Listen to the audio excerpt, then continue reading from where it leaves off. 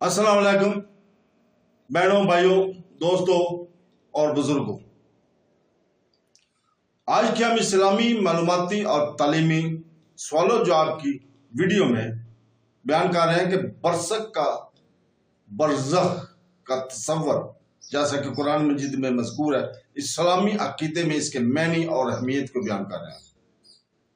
हम बरज़ख के हवाले से कुरानी हवाला जात और जिंदगी और बाद की जिंदगी के दरमियान एक सालसी दायरे के तौर पर इसके किरदार पर गुफ्तगू करेंगे। इसके रूहानी और माजिद तबीयाती असरात पर रोशनी डालेंगे। बरज़ख की इस रोशन ख्याल तहकीक और इस्लामी तालीमात में इसके मकाम के बारे में इस वीडियो के आखिर तक हमारे साथ रहें।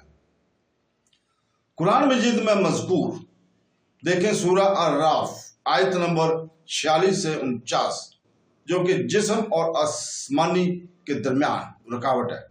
बरज़ख को एक ऐसी जगह के तौर पर पेश किया गया है जहां मरने के बाद रूह जिस्म से जुदा हो जाती है और इसके गलत कामों पर गौर करने के लिए आज़ाद हो जाती है इसकी साबका जिंदगी से, और इनके दरमियान तकसीम हो जाएगी। और इसके बुलंदियों पर ऐसे लोग होंगे जो सबको इनके निशान से पहचानेंगे और वो जन्नत वालों को पुकारेंगे कि तुम पर सलामती हो, और इसमें अभी तक दाखिल नहीं हुए लेकिन वो बहुत शिद्दत से हैं।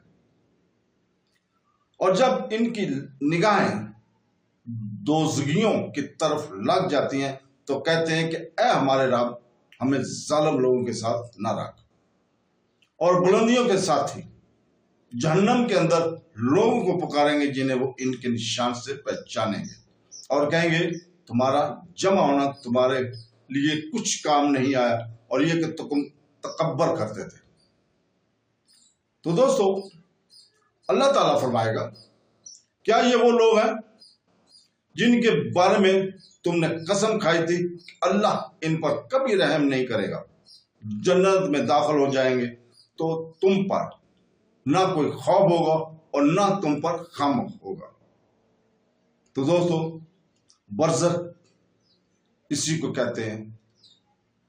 अल्लाह ताला हमें कुरान पढ़ने, तफसीर पढ़ने और उसको समझने और खासकर उसके ऊपर अमल करने की तौफीक अता फरमाए।